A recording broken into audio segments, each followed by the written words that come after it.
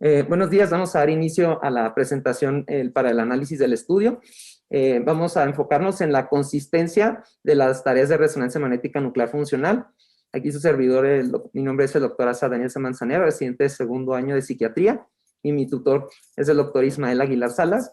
Vamos a dar inicio al análisis de este artículo. En esta presentación vamos a revisar solo brevemente unos pequeños antecedentes, que son los principios de la resonancia magnética funcional y los conceptos de estadística y biomarcadores.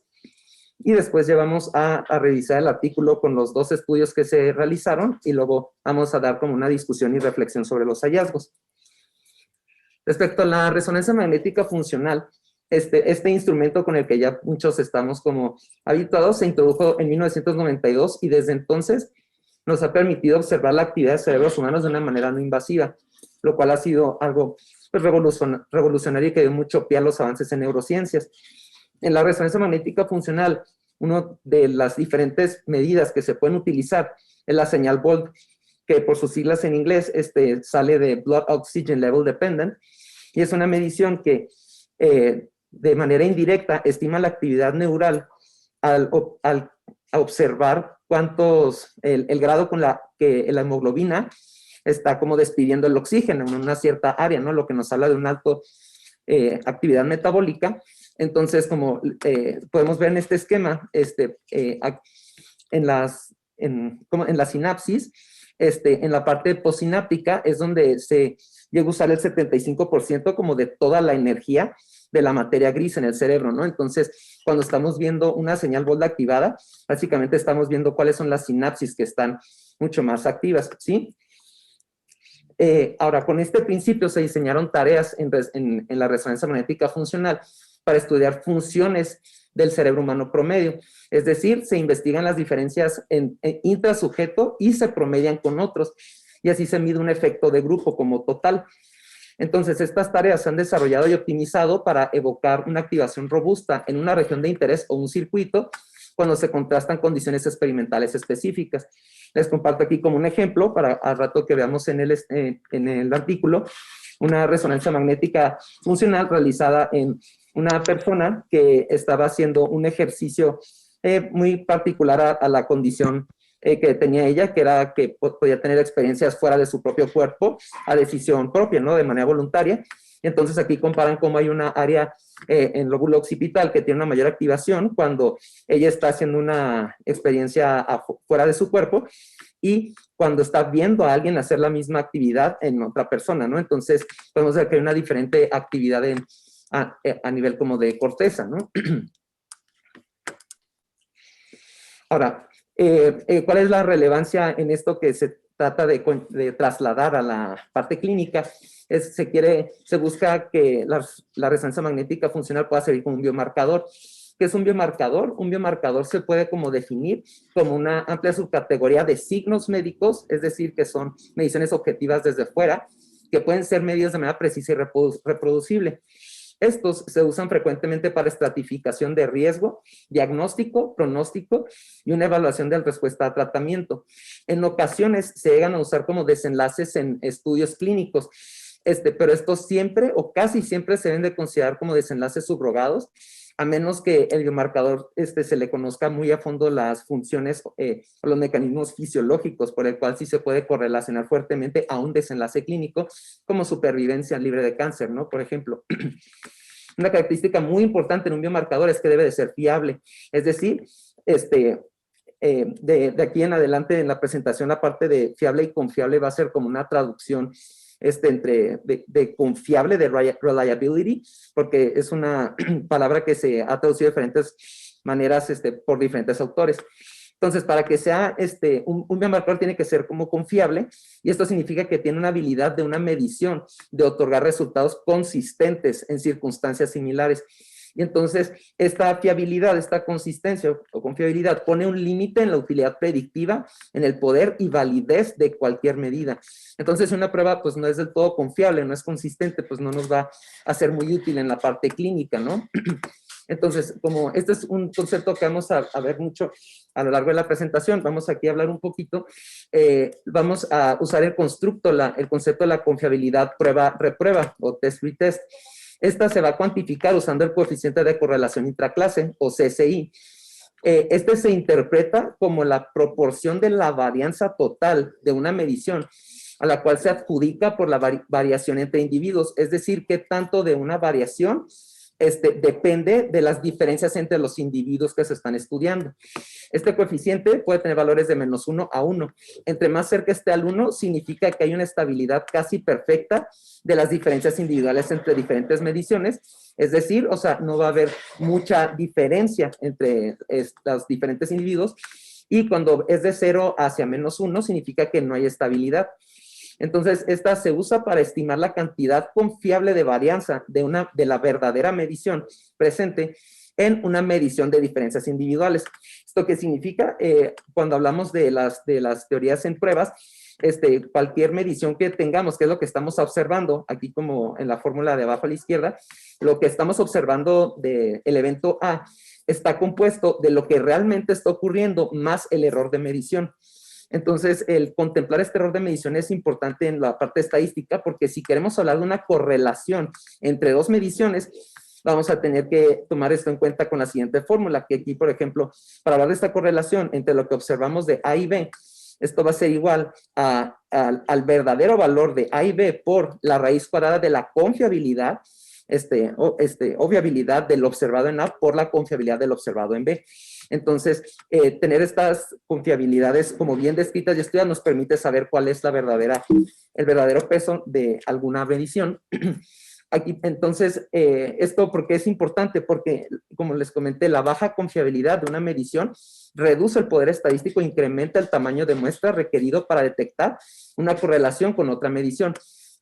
Los autores de este estudio mencionan, por ejemplo, estas como proyecciones, ¿no?, de poder estadístico, en el que, por ejemplo, aquí en la mera izquierda tenemos un coeficiente de correlación de 0.6 asociado a un cierto fenotipo clínico, ¿no?, hipotético.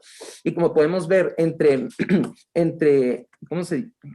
menos coeficiente de correlación hay, se requiere muchísimo más muestra para que encontremos como una relevancia estadística, ¿sí? Por ejemplo, aquí vemos cuando este coeficiente es de 1, el tamaño del efecto, aunque sea de todavía 0.1, que es esta línea roja, aquí se observa y en el otro no.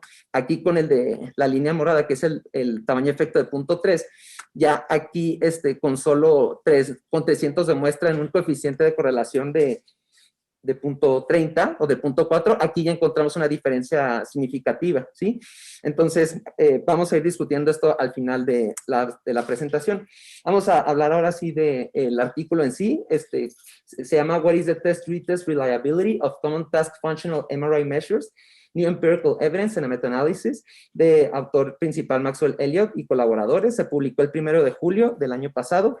Estuvieron involucrados los autores de estas tres universidades, la Universidad de Duke, de Ottawa, Nueva Zelanda, y el King's College London. Se publicó en Psychological Science, que es una de las revistas como de mucha relevancia en el campo de la psicología. Tiene un factor de impacto de 4.902, y utilizando este factor de impacto es el número 8 de 137 en esta área, ¿sí? Vamos a ver este artículo que está ahí en estas dos partes. De primero el metaanálisis, y vamos a hacer, ver el análisis de las diferencias individuales en un set de datos. La metodología para el metaanálisis fue la siguiente. Se realizó una búsqueda en Google Scholar en el que se buscaron artículos en inglés solamente, publicados antes del 2 de abril de 2019, en que se incluían estimados de confiabilidad para la resonancia magnética funcional de tareas. Tenían que incluir todos los siguientes términos: el del coeficiente de correlación intelectual, resonancia magnética funcional y alguno de región de interés, que su abreviación es ROI, ¿sí? Esto resultó en 1,170 artículos.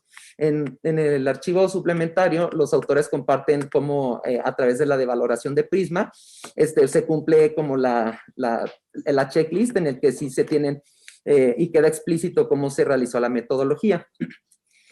El diagrama de flujo de cómo se fueron excluyendo los artículos es el siguiente. De estos 1,170 artículos se excluyeron 1,049, ya que se revisó un tamizaje de título y de abstract, quedaron 121. Y de estos se quitaron 56 artículos completos, de los cuales 23 no reportaban la confiabilidad para la prueba y reprueba. 18, la confiabilidad fue calculada dentro del individuo, pero o no fue usando el coeficiente de correlación. 8 fueron estudios longitudinales o estudios que se enfocaron específicamente en un cambio. 8 reportaron el coeficiente solo en mapas cerebrales o de manera categórica. 5, cuando se repitió la prueba, no fue en el mismo escáner o el mismo paradigma. Y en 3, solo fueron confiabilidades de estados de reposo. Entonces, esto solo nos deja con 56 artículos. Y para visualizarlo como en tamaño, aquí podemos ver que de estos 1,170, pues es como una gran parte que, o sea, fue excluido de este metaanálisis. Entonces, solo quedan estos 56, que son de los que vamos a discutir a continuación. Para análisis estadístico, el error estándar de todos los coeficientes se estimó usando la transformación de Fisher de R a Z, debido a que la mayoría de los estudios no lo incluyeron. Se realizó un modelo de metaanálisis multinivel de efectos aleatorios usando el paquete Metafor-NR. Se asumió que la correlación entre los coeficientes de cada subestudio era 1. Esto para asegurar que el peso del metaanálisis fuera solamente basado en la muestra y no en el número de los coeficientes que se reportaron, porque cada estudio podía reportar un diferente número de coeficientes. Para efectos del metaanálisis se incluyeron este tipo como de variables a manera de moderadores. Es decir, para ver si estos factores tenían un rol en si este coeficiente sí podría estar como sesgado por esto. Está incluido la duración de la prueba, si la región de interés fue definida de manera estructural o funcional, cuánto fue el tiempo desde que se hizo la prueba y cuando se repitió, si el diseño de la tarea de la prueba era de tipo de bloque o de un evento, si la región de interés era cortical o subcortical, el número de citaciones por año que tuvo el artículo, el tipo de prueba o de tarea que era, si era emocional, de disfunción ejecutiva, de recompensa, si la muestra que se utilizó en el estudio era clínica o si era saludable, y sobre el umbral de significancia, que, bueno, pues en inglés viene como thresholding, y que se refiere a que si los autores publicaron dentro de los estudios solo los coeficientes que eran como significativamente, si eran significativamente, si eran como relevantes en la parte estadística, ¿no? Lo que ya es un sesgo de publicación.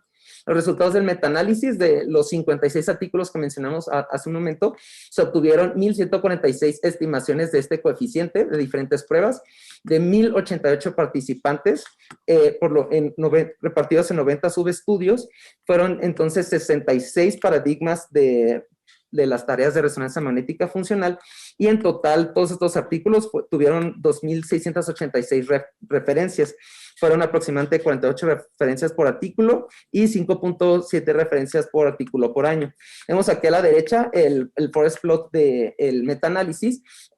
Aquí les quiero compartir que lo que les mencioné ahorita del thresholding es lo que estamos viendo que separa esta línea roja. Todos estos artículos hacia arriba, que es la primera parte que vamos a ver, son las estimaciones de los coeficientes que sí se publicaron a pesar de no tener esta significancia estadística. Y después tenemos unos pocos estudios que los autores reconocieron que no publicaron todos porque no todos fueron relevantes.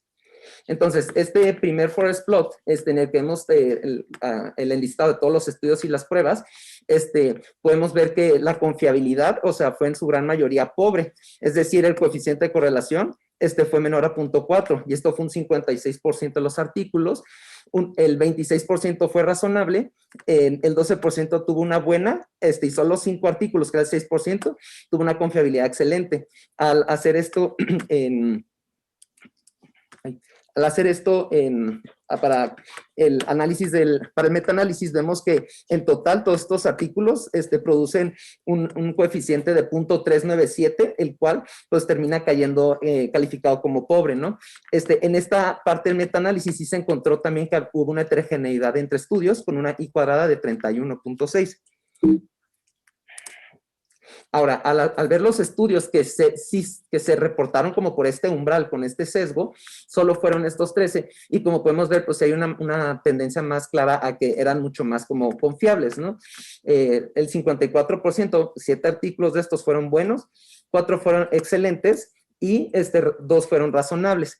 Entonces, al comparar estos con, por ejemplo, todos los estudios que vimos ahorita, son mucho menor en cantidad, pero pues hay una mayor como confiabilidad, como debido a este sesgo, ¿no? En esta área del estudio encontramos que el coeficiente de correlación fue de 0.705, el cual fue 1.8 veces mayor que el otro. Entonces, podemos como concluir de esto que pues sí hay como dentro de este sesgo, pues sí va a producir una mayor confiabilidad, ¿no? Al no incluir quizás todos los otros estudios en los que no hubo suficiente confiabilidad.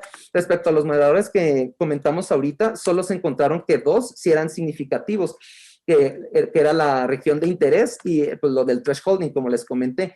Entonces, se encontró que las áreas de interés que eran corticales sí eran mucho más confiables que las subcorticales, con una beta de 0.25 y de lo que les mencioné del thresholding, este sesgo por publicación también fue relevante y tenía una beta de 0.14.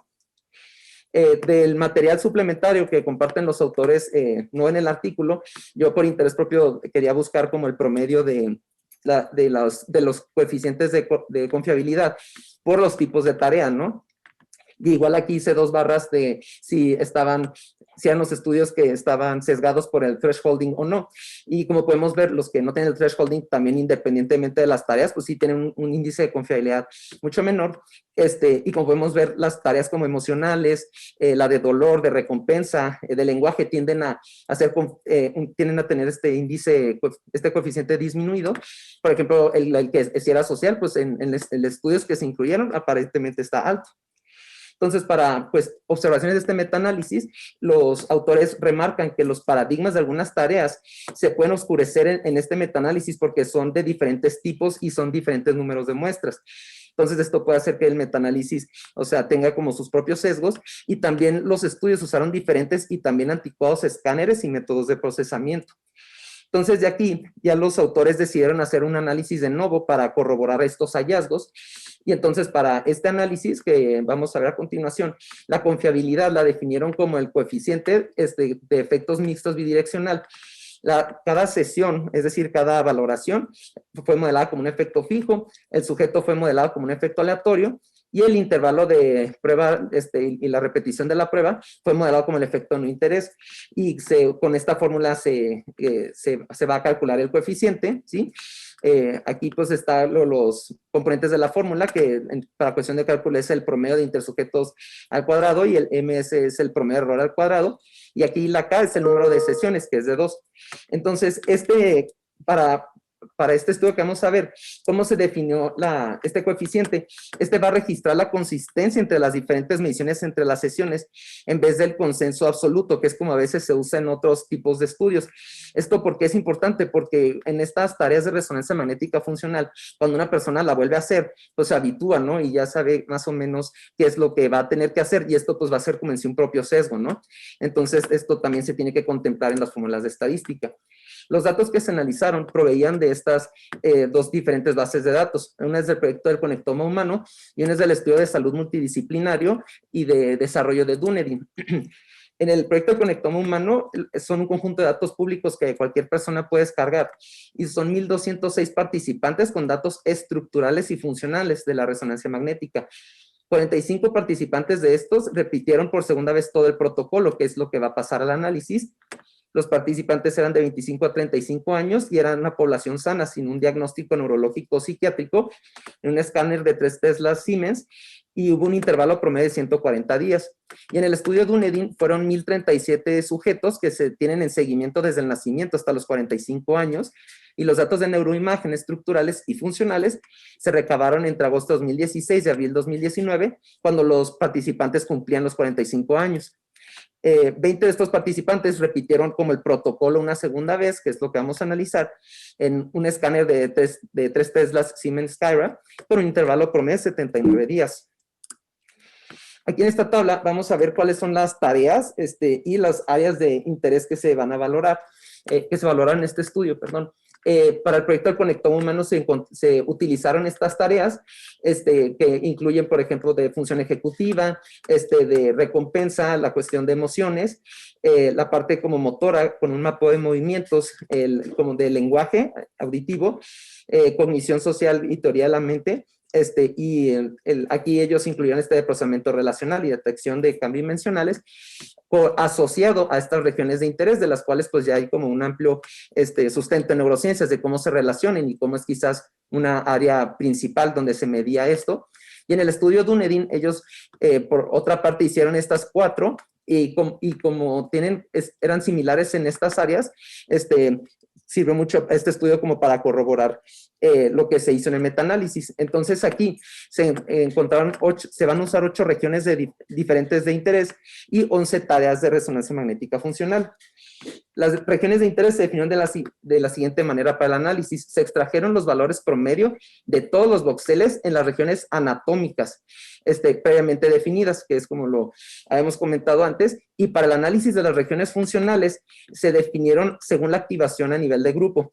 ¿Esto qué significa? Si en una de las tareas emocionales en la que estaban revisando la amígdala, uno de estos voxeles fue el que se activó más a ese nivel. Alrededor de esta área se dibujaba una esfera de 5 milímetros y así es como se fue dibujando esta región como más funcional. Aquí a la derecha acomodé como por orden el tamaño de estas áreas porque es también otro dato importante, ¿no? Dentro del análisis a contemplar que no se hizo en este estudio, pero vean, por ejemplo, cómo la corteza prefrontal dorsolateral, definida de manera como internacional para estos estudios, tiene un volumen de 69.3 centímetros cúbicos. Entonces, pues es un área bastante amplia, y estas áreas las puse en orden descendiente según su tamaño. Sigue el giro precentral, el lóbulo temporal anterior, el giro fusiforme, y luego la corteza prefrontal rostrolateral, el hipocampo, el estriatum ventral y la amígdala. Y vean cómo la amígdala son solo 2.7 centímetros cúbicos, que esto hace también un poco más complicado ser más detallado con los pequeños núcleos de la amígdala. En sí ya es como uno de los resultados del estudio para compartirlo visualmente. Aquí se observan los mapas cerebrales completos de activación y con su confiabilidad. Vemos que esta resonancia magnética funcional es de una tarea de emociones, que fue en la que los 2 estudios hicieron exactamente la misma prueba, pues como región de interés principal amígdala, que está delineada en azul. Las imágenes de arriba es la activación de lo que hablamos al inicio con la señal Volt. Entonces, en estos estudios en estos individuos al hacer esta tarea, se ve la activación y cómo si hay una mayor como activación en la región de la amígdala y en otras áreas, ¿sí? Y ya, entonces, las imágenes de abajo este es el índice de confiabilidad de correlación intraclase que hablábamos hace un momento. Entonces, cuando es más verde es más A1, y eso significa que es mucho más estable la activación en esa área, y que las que están en azul, que no son confiables entre los individuos, es decir, que no todos se activó como de la misma manera. Y entonces, en este caso específico, podemos ver que en las imágenes de abajo no se activó la amígdala, es decir, que no era confiable que se activara la amígdala, a pesar de que en unas personas sí se activaba mucho, ¿no? Entonces, ya ahora sí, para analizar todos los datos que se recabaron, los autores crearon estas gráficas que vamos a ver a continuación. Estas gráficas tienen de fondo el grado de confiabilidad. Arriba 7.75, como dijimos ahorita, es excelente, abajo de 4 es pobre. Los colores indican como la región de interés con la que se estudió o asoció, y si era la región de interés como blanco o diana, está delineada está engrosado el delineamiento del área del círculo, perdón. Entonces, para este análisis por pasos de esta activación, primero se analizó por región de interés blanco de cada tarea, es decir, primero se analizó la tarea emocional con la amígdala, y así con cada uno respectivo. Después, se estudió esa tarea, pero en otras regiones de interés, es decir, o sea, la misma tarea emocional, pero si se activó o no el hipocampo, por ejemplo. Después también se analizó si había diferencia entre hemisferios izquierdos y derechos de manera separada. Y por último, se estudió esa tarea de activación, pero la área se definía de manera funcional y no anatómica. Entonces, por ejemplo, vamos a ver primero aquí esta imagen que está en medio. Esta es como una gráfica del análisis funcional del proyecto del conectoma humano. Podemos ver que la tarea de emoción, que principalmente que lo estudiaron asociada a la amígdala, tuvo una confiabilidad, pues, pobre, ¿no? Abajo de 0.4. Aquí quiero que se enfoquen en la del lenguaje, que es la azul, y que se asoció, o lo estudiaron con el lóbulo temporal anterior, y definido regionalmente, pues tiene esta confiabilidad, ¿no? Cuando hacemos el análisis a través de derecha a izquierda, podemos ver que en el lado izquierdo, la activación del lóbulo temporal, la cuestión del lenguaje tuvo una confiabilidad mucho menor, o sea, de casi 0.15 o 0.2, y en cambio del lado derecho aumentó y es casi excelente la confiabilidad.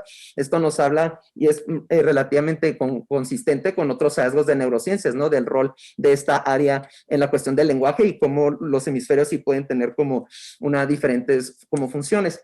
Entonces, ya en sí el propio análisis y los hallazgos de estos datos, vamos a verlo como por pasos. Cuando se hizo en el proyecto del conectoma humano la región de interés blanco, la confiabilidad fue pobre. La única que tuvo una confiabilidad razonable fue el lenguaje, que es la que vemos aquí, que es la única que está en esta área. El resto fue pobre. Cuando se hizo el análisis dirigido hacia otras regiones, también fue pobre y no fue significativamente menor que en la región de interés blanco. Esto significa que no encontraron que una tarea se asociara más principalmente que lo que esperaban encontrar. Cuando se hizo el análisis interhemisférico, los coeficientes fueron similares a los de las otras regiones, entonces no hubo alguna diferencia. Cuando se hizo el análisis, pero en áreas funcionales y no anatómicas, igual encontraron que la confiabilidad fue pobre, a excepción del área motor y social, que tuvieron 0.55 y 0.44. Esos son los que vemos acá, aquí en amarillo y en morado. Y en el proyecto de Conectoma Humano se hizo un paso análisis extra que incluía la estructura familiar, porque este estudio involucraba gemelos y hermanos familiares de primer grado, y al quitar como del análisis estos familiares de primer grado y que se compararan con personas que no eran relacionadas, no encontraron diferencias. Para el estudio de Dunedin, igual todos los hallazgos fueron como una confiabilidad pobre, la región de interés blanco igual fue pobre y aquí no se encontró que ninguno tuviera una buena confiabilidad por región de interés, es decir, ninguno llegó a ser arriba de 0.6. Cuando hice el análisis a otras regiones también fue pobre, interhemisférico también encontraron diferencias y también cuando se definían por áreas funcionales, todas las confiabilidades fueron pobres. Algo que sirvió para corroborar y darle sostén a estos estudios es que se utilizó también el análisis de los fenotipos estructurales. Esto significa que revisaron que las resonancias magnéticas propiamente neuroanatómicas fueran confiables entre sí. Esto se ha visto porque en otros estudios, o sea, esto tiene una excelente confiabilidad, arriba de 0.9, y como podemos ver en estas gráficas de violín, vamos a ver primero el grosor cortical primario, el área de superficie total y los volúmenes subcorticales. Todos y la gran mayoría de todas las áreas que se estudiaron tenían una confiabilidad excelente y solo algunas pocas del área de superficie y el grosor cortical sí tenían sus variaciones.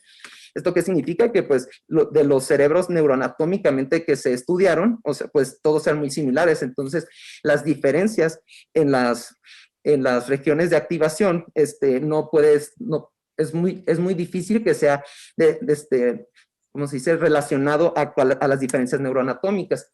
Entonces, antes de ya pasar como a las conclusiones en general de todo el artículo nos lleva a reflexionar y a ser más críticos con este tipo de estudios. Ellos quieren que recordemos a Cronbach, que desde 1957, él nos habla de dos disciplinas de investigación cuando se hacen este tipo de estudios, como corriente o los tipos que son experimentales y los que son de correlación.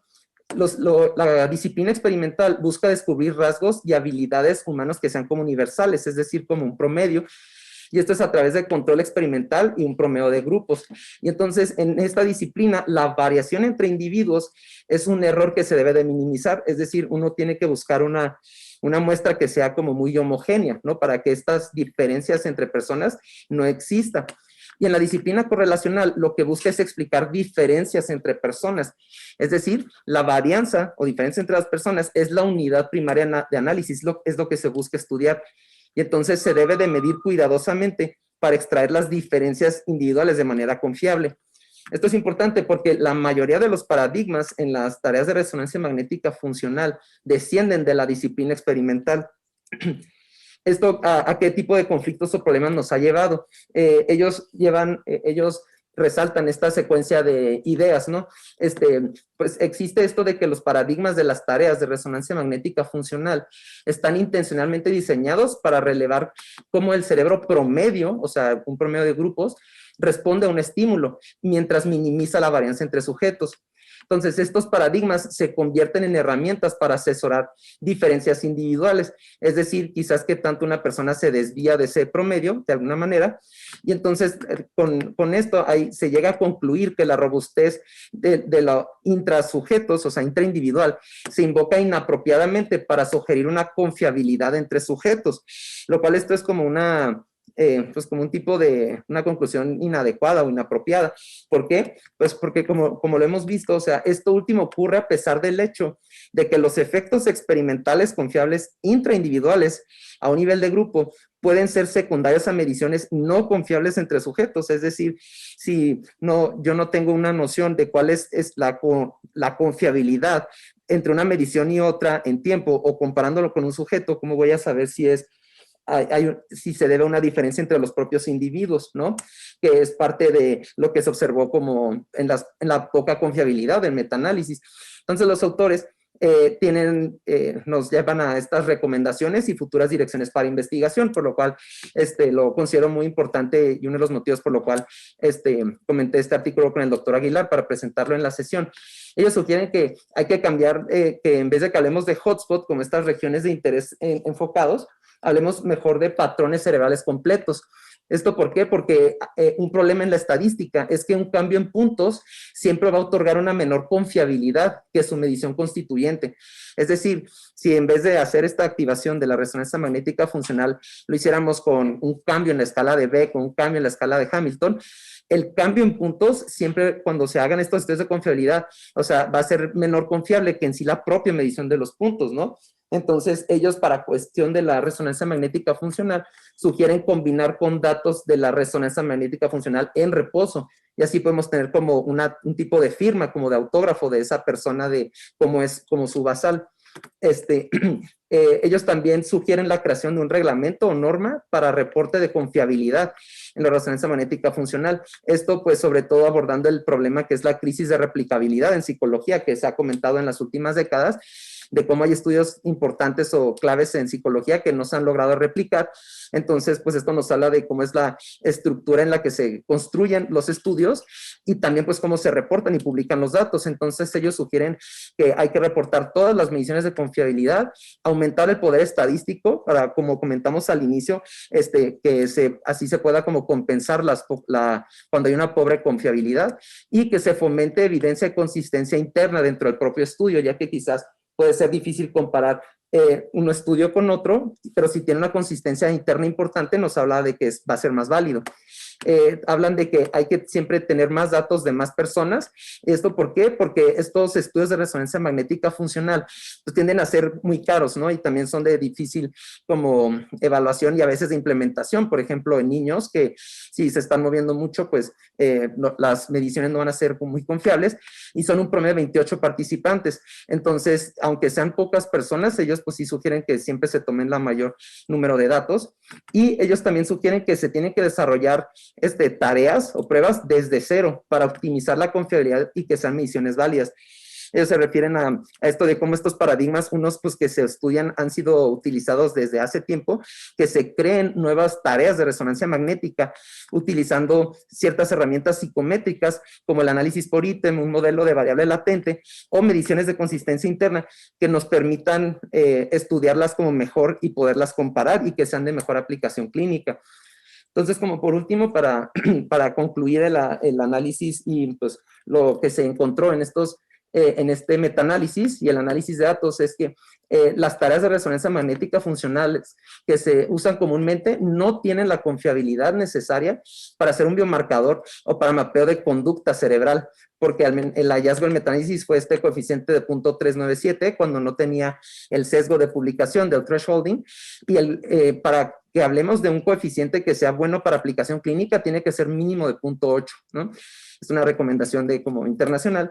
Entonces, tampoco no se encontró evidencia de que los moderadores intervengan en la confiabilidad de las tareas de manera importante. Es decir, si un estudio se tardó muy poco tiempo o mucho en repetirse la prueba, al parecer eso no tuvo un impacto.